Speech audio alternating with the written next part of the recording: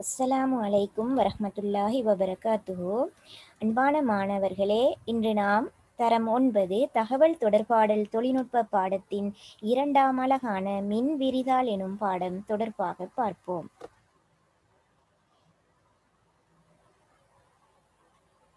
மனிதர்களின் அன்றாட தேவைகளுக்கு பல்வேறு கணித்தல்கள் செய்வது அவசியமாகின்றது. அந்த வகையில் கணித்தல்களை செய்வதற்கு மக்கள் பல்வேறு உபாயங்களை பயன்படுத்துகின்றார்கள். கணித்தல்களுக்கான பிரசினங்களின் தன்மைகளை பொறுத்து வெவ்வேறு முறைகளையும் அவர்கள் கையாள்கின்றார்கள். கணித்தல்களுக்காக மனதையும் விரல்களையும் உபயோகிப்பதும் உண்டு. சிக்கலான கணித்தல்களாக இருந்தால் எழுதி தீர்த்தல் அல்லது கணித்தல் பொறிகள் கால்குலேட்டர் போன்றவற்றை பயன்படுத்துதல் போன்ற நுட்பங்களையும் பயன்படுத்துவார்கள். எனினும் இந்த கணித்தல் பணிகளை செம்மையாகவும் இலகுவாகவும் செய்வதற்காக இலத்திரனியல் விரிதாள்கள் இன்று பயன்படுத்தப்படுகின்றன. கணினிமயப்படுத்தப்பட்ட இலத்திரனியல் விரிதாள்கள் இன்று அதற்காக பாவனையில் காணப்படுகின்றன. அத்தகைய இலத்திரனியல் விரிதாள் தொடர்பாகவே இன்று நாம் பார்க்க இருக்கின்றோம். பொதுவாக கணித்தல்களை செய்வதற்காக நாம் கணிதத்தாள்களையே பயன்படுத்துகின்றோம். அந்த கணிதத்தாள்கள் நிரல்களாகவும் நிறைகளாகவும் பொதுவாக ஒரு அமைப்பில் காணப்படும். அதே அடிப்படையிலேயே பெருமளவு நிரல்களையும் நிறைகளையும் கொண்டதாகவே இந்த இலத்திரனியல் விரிதாள்களும் அமைக்கப்பட்டிருக்கும். எலக்ட்ரானிக் ஸ்ப்ரெட்ஷீட் என்று இதனை ஆங்கிலத்தில் குறிப்பிடுவார்கள்.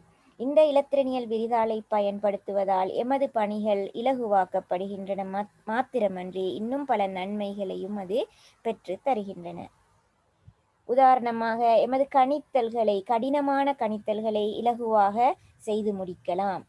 மேலும் வரைவுகள் மூலம் எமது தரவுகளை வரைவுகள் மூலம் காட்சிப்படுத்தும் போது அவை மற்றவர்களுக்கு தெளிவாக புரியக்கூடியதாக இருக்கும். எனவே வரைவுகள் மூலம் தரவுகளை விளக்குவதற்கும் மின்விரிதாள் பயன்படுத்தப்படும். மேலும் எம்மிடம் காணப்படுகின்ற தரவுகளை ஏறு வரிசை இறங்கு வரிசை என்பவற்றில் ஒழுங்குபடுத்தி காட்டவும் எமக்கு மின்விரிதாளை பயன்படுத்த முடியும். மற்றும் எமக்கு தேவையான தரவுகளை மாத்திரம் ஒரு பெரிய தரவு தொகுதியிலிருந்து எமக்கு தேவையானவற்றை மாத்திரம் தெரிவு செய்து, அதாவது சார்ட்டிங் என்று குறிப்பிடுவார்கள், அல்லது ஃபில்டர் மெத்தட் வகைப்படுத்துதல், மற்றது ஃபில்டர், எமக்கு தேவையான மாத்திரம் நாம் தெரிவு செய்து கொள்ளக்கூடிய வசதியும் இங்கு காணப்படும். தரவுகளின் நம்பகத்தன்மை அதிகமாக இருக்கும். அதாவது கணித்தல் எனும் போது எமக்கு அதிகமாக தவறுகள் மெனுவலாக கைமுறையாக செய்யும் போது நிறைய தவறுகள் ஏற்பட வாய்ப்புண்டு. ஆனால் மின் விரிதாள் அல்லது இலத்திரனியல் விரிதாள் மூலம் கணனியில் நாம் இவற்றை செய்யும் போது தவறுகள் ஏற்படுவதற்கான வாய்ப்புகள் குறைவாக இருக்கும். மேலும் எதிர்கால பாவனைக்கு நாம் இவற்றை சேமித்து வைக்கக்கூடியதாகவும் இருக்கும். அதாவது சேவ் பண்ணி கொள்ளக்கூடிய ஒரு வசதி காணப்படுவதால் அவற்றை எந்த காலத்துக்கும் நாம் பின்னர் பார்த்து அவற்றிலிருந்து நாம் எமக்கு தேவையானவற்றை தெரிவு செய்து கொள்வதற்கான வசதியும் இங்கு காணப்படும். மேலும் பாஸ்வேர்டு அல்லது கடவுச்சொல்லை பயன்படுத்தி நாம் இங்கு தயாரித்த இந்த தரவுகளை மற்றவர்கள் பார்க்க முடியாதவாறு எமக்கு அவற்றை பாதுகாத்து கொள்ளவும் முடியும். இப்படியான பல வசதிகளை கொண்டிருக்கின்ற இந்த இலத்திரனியல் மின் விரிதாள் தொடர்பாக நாம் இன்று பார்க்க இருக்கின்றோம். இந்த இலத்திரனியல் விரிதாள் மென்பொருட்கள் இன்று பல்வேறு உற்பத்தி நிறுவனங்களால் அறிமுகப்படுத்தப்பட்டிருக்கின்றன. அந்த வகையில் நாம் தற்போது அதிகமாக பாவனையில் காணப்படுகின்ற மைக்ரோசாஃப்ட் கார்ப்பரேஷன் வழங்குகின்ற எக்ஸல் எனப்படுகின்ற மின்விரிதாளை நாம் அதிகமாக பயன்படுத்துகின்றோம். எமது பாடசாலையில் கூட காணப்படுகின்ற மென்பொருள் எக்ஸல் மென்பொருள் ஆகும். மேலும் அதுபோன்று ஆப்பிள் உற்பத்தி நிறுவனம் வழங்கக்கூடிய மென்பொருட்கள், மேலும் லிப்ரா ஆஃபீஸ் கால்க் என்று சொல்லப்படுகின்ற ஃப்ரீ ஓப்பன் சோர்ஸ் சாஃப்ட்வேர், அதாவது இலவச மென்பொருளாக என்று நாம் அதனை குறிப்பிடுகின்றோம். இலவசமாக எமக்கு இணையத்தின் மூலமாக அவற்றை தரவிறக்கம் செய்து டவுன்லோட் செய்து இன்ஸ்டால் செய்து கொள்ளக்கூடிய ஒரு வகையான மென்பொருளே லிப்ரா ஆஃபீஸ் கால்க் என்று நாம் அதனை குறிப்பிடுகின்றோம். அதுபோன்று அப்பாச்சி எனப்படுகின்ற உற்பத்தி நிறுவனம் கூட ஓப்பன் ஆஃபீஸ் சாஃப்ட்வேரை வழங்குகின்றது. அதாவது இலவச மென்பொருளாக காணப்படுகின்றது. ஆனால் மைக்ரோசாஃப்ட் வழங்குகின்ற எக்ஸல் எனும் மென்பொருளை நாம் பயன்படுத்துவதானால் அதனை நாம் பேமெண்ட், அதாவது பணம் செலுத்தி பெற்றுக்கொள்ளக்கூடிய மென்பொருள் என்று நாம் அதனை குறிப்பிடுகின்றோம். லைசன்ஸ் சாஃப்ட்வேர் என்று சொல்வார்கள். அதாவது அவற்றை காப்பி பண்ணுவதற்கு நாம் அனுமதி எடுக்க வேண்டும். காப்பிரைட் சாஃப்ட்வேர் என்று நாம் அதனை குறிப்பிடுகின்றோம். இப்படியானவற்றில் நமக்கு தேவையான இந்த இலத்திரனியல் விரிதாள் நோக்கங்களை நிறைவேற்றிக் கொள்ளக்கூடியதாக இருக்கும். இத்தகைய மின் விரிதாள் ஒன்று எவ்வாறு அமையும், அதன் மூலமாக நாம் எவ்வாறான பணிகளை செய்யலாம் என்பது தொடர்பாகவே இங்கு நாம் பார்க்க இருக்கின்றோம். முதலாவது மாணவர்களே, மின் விரிதாள் என்றால் என்ன என்று கேட்கப்படும் போது, மின் விரிதாள் என்பது அட்டவணை ஒன்றில் உள்ள எண் தரவுகளை பயன்படுத்தி தானியங்கு முறையிலான கணித்தல்களை மேற்கொள்ளக்கூடிய ஒரு மென்பொருள் என்று நமக்கு சுருக்கமாக குறிப்பிடலாம். ஒரு அட்டவணை அல்லது சார்ட் என்று குறிப்பிடுவோம். அதில் நிறைய தரவுகள் காணப்படும். அவற்றை தானியங்கு நாம் மெனுவலாக நாம் செய்ய வேண்டிய அவசியமில்லை. ஒட்டோவாகவே அதன் கணித்தல்கள் நடைபெறும். கூட்டல், கழித்தல், பெருக்கல், வகுத்தல் இப்படியான அனைத்து கணித்தல்களையும் நாம் சிந்தித்து செய்ய வேண்டிய அவசியமில்லை. அங்கு தானியங்கு முறையிலேயே கணித்தல்கள் நடைபெறக்கூடிய ஒரு மென்பொருளாக இது காணப்படும். இந்த விரிதாளின் இடைமுகம், அதாவது நாம் எவ்வாறு ஆரம்பிப்பது என்பது தொடர்பாக இங்கு பார்ப்போம்.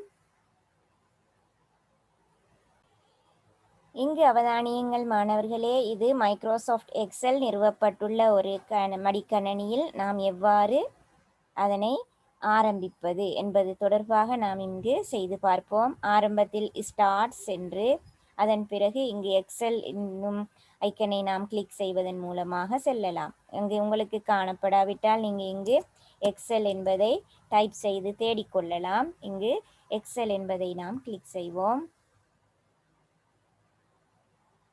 இவ்வாறு காட்சியளிக்கும். இதில் நாம் முதலாவதாக ஆரம்பிக்க வேண்டியது பிளாங்க் ஒர்க் புக். அதாவது ஒர்க் புக் என்பது மாணவர்களே பணி,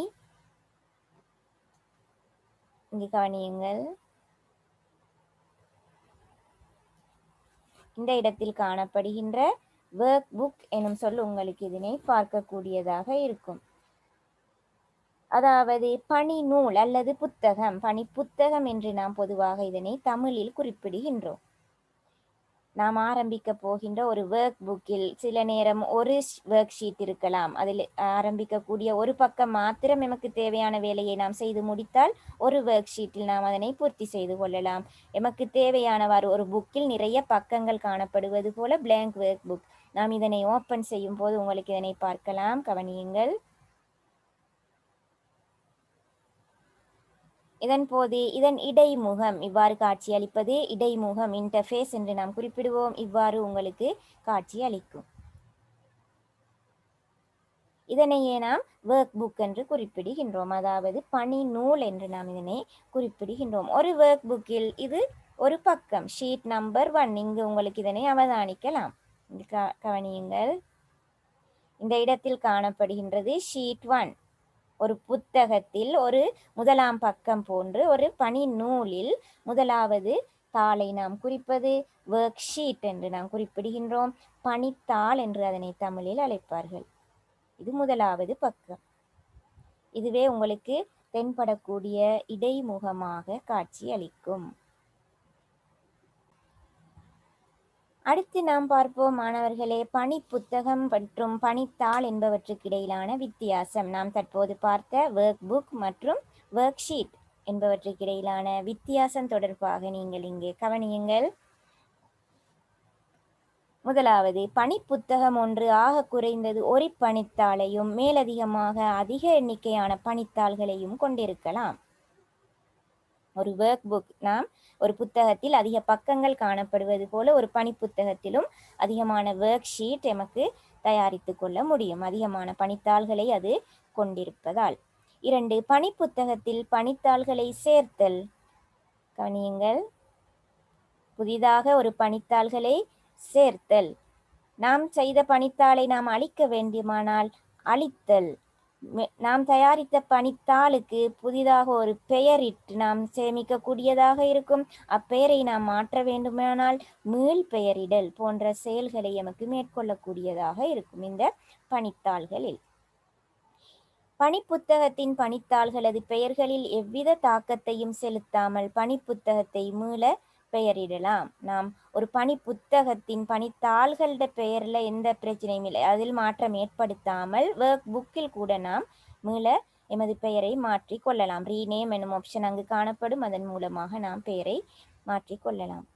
சாளரத்தின் அல்லது விண்டோவின் அடிப்பகுதியில் காணப்படுகின்ற தாவலின் மீது சொடுக்குவதன் மூலம், அதாவது நாம் பார்ப்போம் இவை அனைத்தையும் ஒரு தாள்களுக்கிடையில் ஒரு ஓர்டரில் இருக்கின்ற இந்த தாள்களை நாம் எமக்கு விரும்பியவாறு அவற்றை தாள்களுக்கிடையில் மாற்றத்தை ஏற்படுத்தலாம்.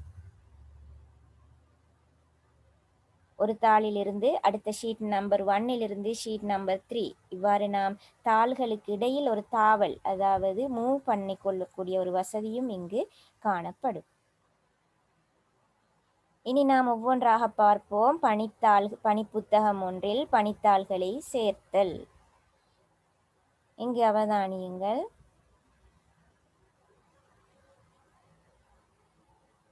புதிய பணித்தாள் ஒன்றை செருகுதல். இங்கு உங்களுக்கு காணப்பட்டிருக்கின்ற ஷீட் 1 என்று காணப்படும்.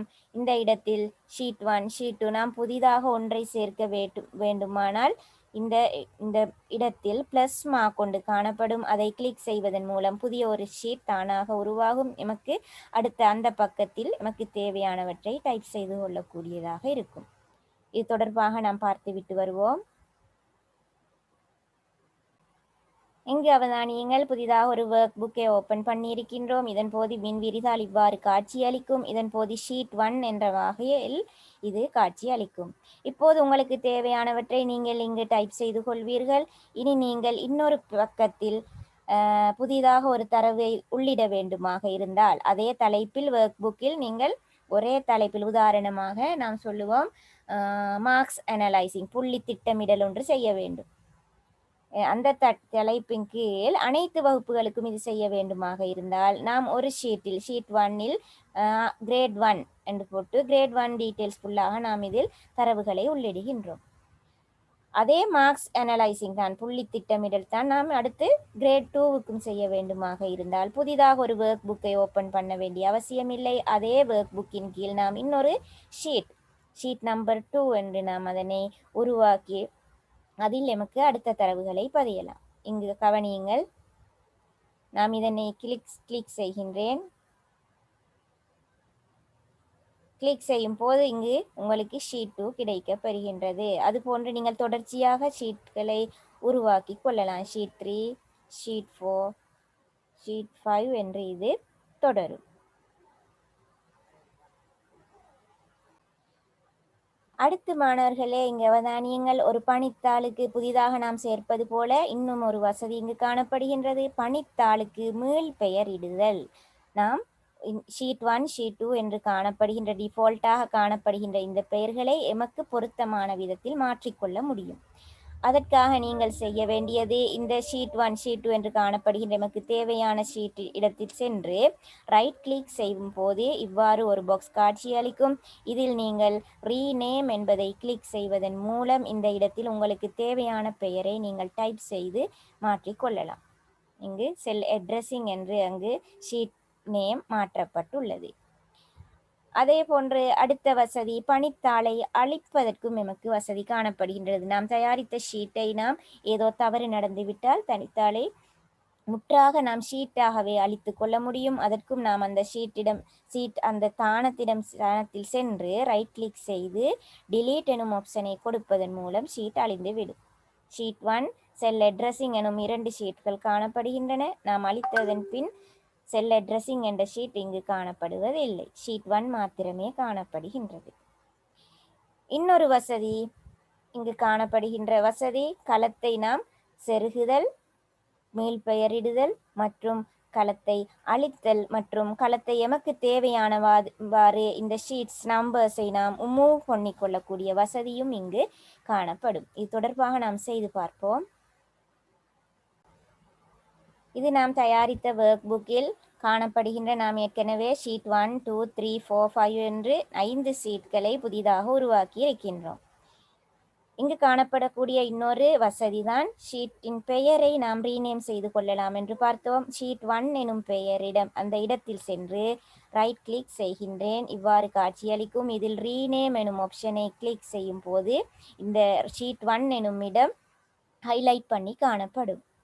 அந்த இடத்தில் நான் கிரேட் 1 என்று டைப் பண்ணி கொள்கின்றேன். இப்போது இந்த பெயர் ஷீட் 1 கிரேட் 1 ஆக மாற்றம் பெற்றுள்ளது. ஷீட் 2 இடம் சென்று ரீநேம் செய்கின்றேன் கிரேட் 2. அதே போன்று எமக்கு ரீநேம் செய்து கொள்ளக்கூடிய வசதியும் இங்கு காணப்படுகின்றது. இப்போது நான் கிரேட் 2 எனும் ஷீட் எனக்கு தேவையில்லை எனின் அந்த ஷீட்டை அழிக்க வேண்டுமாக இருந்தால் அந்த இடத்தில் சென்று ரைட் கிளிக் செய்வதன் மூலம் இவ்வாறு காட்சியளிக்கும். இதன் போது delete எனும் ஆப்ஷனை நான் தெரிவு செய்யும் போது ஷீட் 2 இருந்த கிரேட் 2 என்று இருந்த இடம் தற்போது காணவில்லை. அதுபோன்று ஷீட் 5ஐ நான் அழிக்க வேண்டுமாக இருந்தால் அந்த இடத்தில் சென்று ரைட் கிளிக் செய்து delete ஆப்ஷனை கொடுத்த போது இங்கு ஷீட் 5 இப்போது இங்கு காணப்படுவதில்லை. எனவே இவ்வாறான வசதிகள் எமக்கு ஒர்க் ஷீட், இதற்றை நாம் சொல்வது ஒர்க் ஷீட் என்று, இவ்வாறான வசதிகளை எமக்கு எக்ஸலில் செய்யக்கூடியதாக இருக்கும்.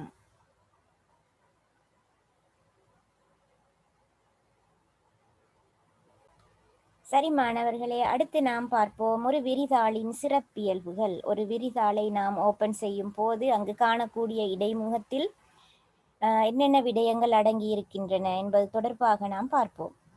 ஆரம்பமாக நாம் இவ்வாறு ஒரு இடைமுகத்தை அவதானிக்க கூடியதாக இருக்கும்.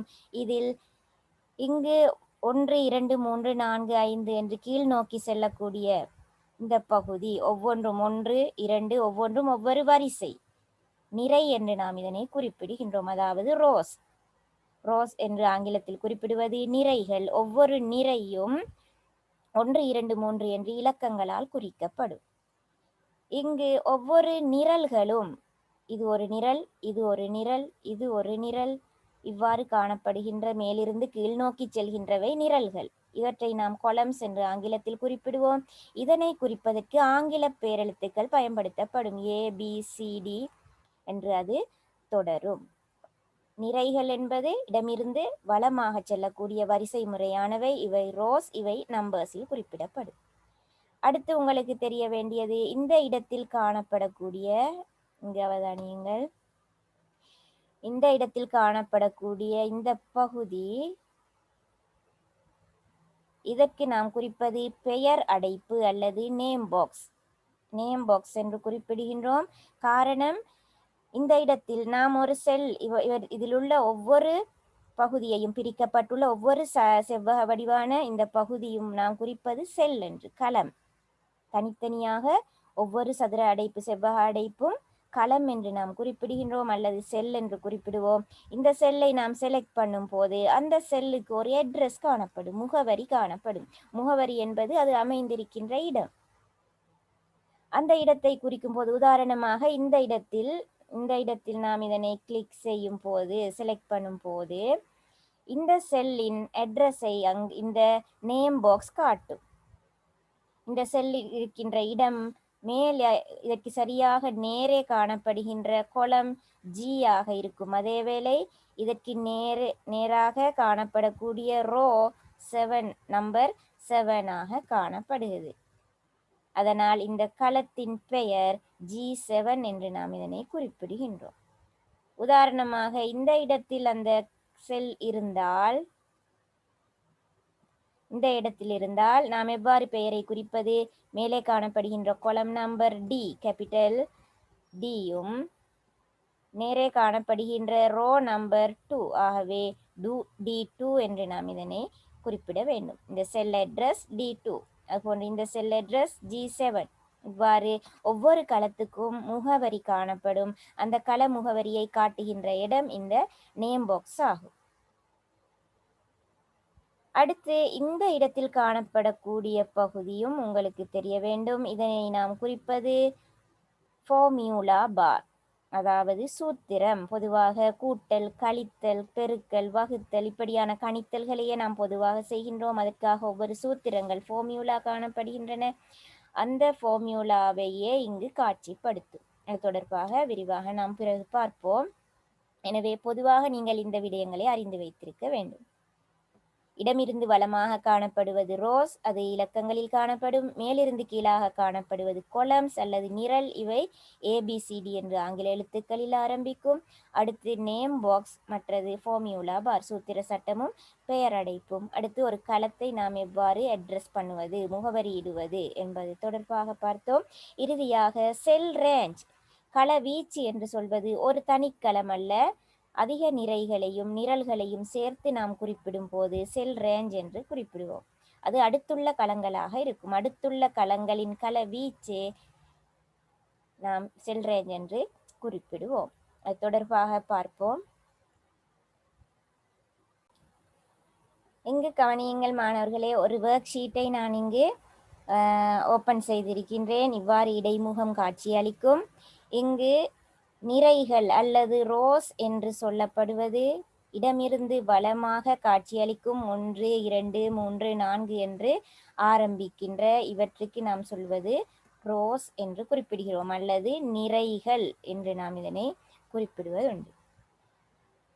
அடுத்து மேலிருந்து கீழாக, இவ்வாறு மேலிருந்து கீழாக காணப்படுகின்றவை நிரல்கள் என்று நாம் குறிப்பிடுவோம். கொலம்ஸ் என்று, இவை ABCD என்று அல்பபெட்டிக் ஆர்டரில் அது தொடர்ச்சியாக செல்லும். Rose and columns. அடுத்து நேம் பாக்ஸும் ஃபார்மியூலா பாரும் நாம் பார்ப்போம். நேம் பாக்ஸ் எனப்படுவது பெயர் அடைப்பு. அதை குறிப்பது இந்த இடம். நாம் உதாரணமாக ஒரு களத்தை செலக்ட் செய்வோம்.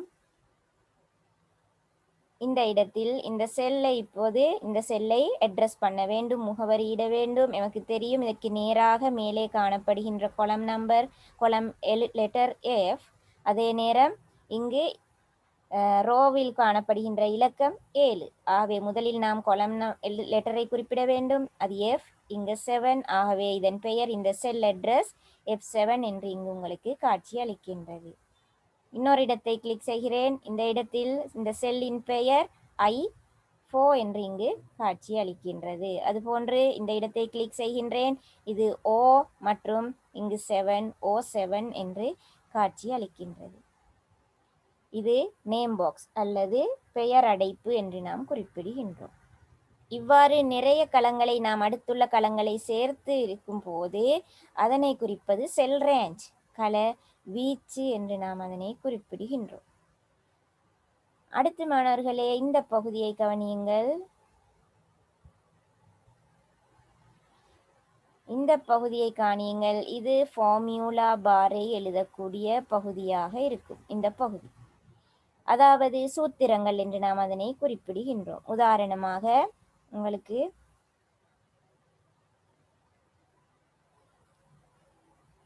கவனியுங்கள். இந்த இடத்தில் நாம் ஒரு இலக்கத்தை வழங்குகிறேன் 4. உதாரணமாக இந்த இடத்தில் 5 என்று குறிப்பிட்டிருக்கிறேன். இப்போது நான் இவ்விரு இலக்கங்களையும் கூட்ட வேண்டும் என்றால் இந்த இடத்தில் ஈக்குவல் எனும் குறியீட்டை இட்டு SUM, இது தொடர்பாக பின்னர் உங்களுக்கு விளக்கம் வரும். இப்போது நான் இந்த ஃபார்மியூலா பாரில் உங்களுக்கு எவ்வாறு காட்சியளிக்கும் என்பதை பார்ப்பதற்காகவே இவ்வாறு செய்கின்றேன். சம் என்பதை டைப் செய்து பிராக்கெட் பண்ணியதன் பின்னர் இந்த 4 மற்றும் 5 என்ற 2 இலக்கங்களை கூட்ட வேண்டும் என்பதால் இந்த 4 அட்ரஸையும் 5 காணப்படுகின்ற அட்ரஸையும் நீங்கள் இங்கு டைப் செய்வதன் மூலம் கூட்டி பெறலாம். அல்லது இந்த இடத்தில் நீங்கள் கிளிக் செய்து இந்த இடத்தில் முடிக்க வேண்டும், இதையும் மாத்திரமே கூட்ட வேண்டும். ஆகவே நீங்கள் இதனை செலக்ட் செய்யும் போது அந்த அட்ரஸ் இங்கு காட்சி அளிக்கும். கவனியுங்கள், முதலாவது இங்கு காட்டப்பட்டுள்ளது E2, அதாவது 4 என்ற இலக்கத்தின் அட்ரஸ் E2. அதில் இருந்து F2, இங்கு 5 என்ற இலக்கத்தின் அட்ரஸ் F2. இது இரண்டையும் கூட்ட வேண்டும் என்ற சமன்பாடு இங்கு பெறப்படுகின்றது. அதனை காட்சியளிக்கின்ற இடமே இந்த ஃபார்மியூலா பார். ஒரு சூத்திரம் நாங்கள் டைப் பண்ணும் போது அதனை இங்கு காட்சிப்படுத்தப்படும்.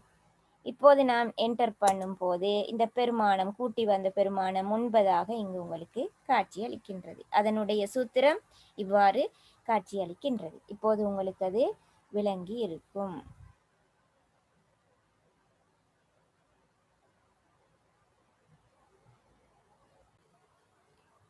அடுத்து மாணவர்களே, இந்த இடைமுகத்தில் மின் விரிதாள் இடைமுகத்தில் இன்னும் சில விடயங்கள் நீங்கள் தெரிந்து வைத்திருக்க வேண்டும். இங்கு அவதானியங்கள். நாம் அதனை ஒரு பணித்தாளை ஓபன் செய்து கொள்ளும் போது இவ்வாறு இடைமுகம் காட்சியளிக்கும். அங்கு மேலே காணப்படக்கூடிய வேர்ட் மென்பொருளில் காணப்படக்கூடியவாறு இங்கும் அதே டூல்ஸ் இங்கேயும் காணப்படுகின்றது. அதிகமான டூல்ஸ் இங்கு உங்களுக்கு பார்க்கக்கூடியதாக இருக்கும். இவ்வாறு ஃபைல், ஹோம், பேஜ் லேஅவுட் இவ்வாறு காட்சியளிக்கக்கூடிய ஒரு இடம் காணப்படுகின்றது. இந்த இடத்தை நாம் குறிப்பிடுவது தெரிவு பட்டை அல்லது மெனு பார் என்று குறிப்பிடுவோம். வியூ, டேட்டா, ஃபார்மேட்ஸ் இப்படியாக அதில் காட்சியளிக்கும். அடுத்து காணப்படுகின்ற இந்த பகுதி, அதாவது எமக்கு தேவையானவாறு வடிவமைக்கக்கூடிய டூல்ஸை கொண்ட பகுதி. எழுத்துக்களை எமக்கு ஏற்றவாறு போல்ட் பண்ணுவது, இட்டாலிக் பண்ணுவது, அண்டர்லைன் பண்ணிக்கொள்வது, கலர் பண்ணக்கூடிய வசதி, எழுத்துக்களின் அளவை கூட்டக்கூடிய வசதி, எழுத்துக்களின் வடிவத்தை மாற்றக்கூடிய வசதி, இவற்றை நாம் குறிப்பிடுவது டெக்ஸ்ட் ஃபார்மேட்டிங் டூல் எனப்படுகின்ற எழுத்துக்களை வடிவமைக்கும் கருவி என்று குறிப்பிடுகின்றோம். அதனை அடுத்து காணப்படுகின்ற பகுதி அலைன்மெண்ட் அண்ட் பொசிஷனிங் டூல், அதாவது நாம் தயாரித்த அந்த தரவுகளை எந்த இடத்தில் நேர்படுத்தக்கூடிய, வலது பக்கமா, இடது பக்கமா, சென்டரில் வைக்க வேண்டுமா, இப்படியான டூல்ஸ் காணப்படுகின்ற பகுதி அலைன்மெண்ட் அண்ட் பொசிஷனிங் டூல் என்று நாம் இதனை குறிப்பிடுகின்றோம். இறுதியாக இந்த கீழே காணப்படுகின்ற ஷீட் 1 என்று குறிப்பிடப்படுகின்ற இந்த பகுதியை நாம் ஏற்கனவே பார்த்தோம், ஒர்க் ஷீட் என்று குறிப்பிடுகின்றோம். இது தொடர்பாக நாம் செய்து பார்ப்போம். இங்கு அவதானியங்கள் மாணவர்களே. இங்கு file, home, insert, page layout, formula, data, review, view, help இப்படியான இந்த பகுதியையே நாம் முதலில் பார்த்தது மெனு பார். அதாவது நாம் இந்த நமக்கு தேவையானவற்றை ஒரு புகுத்துறது, அதாவது நாம் செய்த இந்த அட்டவணையை, உதாரணமாக நாம் அட்டவணையை தயாரித்த பின்னர் மார்க்ஸ் சம்பந்தப்பட்ட ஒவ்வொரு வகுப்பிலும் ஒவ்வொரு மாணவர்களும் பெற்ற புள்ளிகளை நாம் ஒரு அட்டவணைப்படுத்துகின்றோம். தரவுகளை மாத்திரம் நாம் என்டர் பண்ணி கொள்கின்றோம். அதன் பிறகு அதனை வரைவாக காட்சிப்படுத்த வேண்டுமானால், அதில் ஒரு இமேஜை செலுத்த வேண்டுமாக இருந்தால், ஒரு உட்செலுத்த வேண்டிய சந்தர்ப்பத்தில் நாம் தெரிவு செய்ய வேண்டியது இந்த மெனு பாரில் இன்சர்ட் என்பதை தெரிவு செய்ய வேண்டும். இதன் போது பிக்சரா, எதை நாம் உட்செலுத்த வேண்டும், பிக்சராக இருக்குமா அல்லது சார்ட் என்பது வரைப்பு, எப்படியான வரைப்பு என்பது தொடர்பாக அங்கு காட்சிப்படுத்தும். பேஜ் லேஅவுட் என்பது நாம் அந்த பக்கத்தை எவ்வாறு வடிவமைத்துக் கொள்வது என்பது தொடர்பான விவரத்தை அறிய நாம் இங்கு செல்ல வேண்டும். அதுபோன்று ஃபார்முலா, டேட்டா இவ்வாறு உங்களுக்கு காணப்படுகின்ற இந்த பகுதியை நாம் சொல்வது மெனு பார் என்று குறிப்பிடுகின்றோம். அடுத்து மாணவர்களே, நாம் பார்த்த விடயம் டெக்ஸ்ட் ஃபார்மேட்டிங் டூல். அதாவது டெக்ஸ்ட் ஃபார்மேட்டிங் என்பது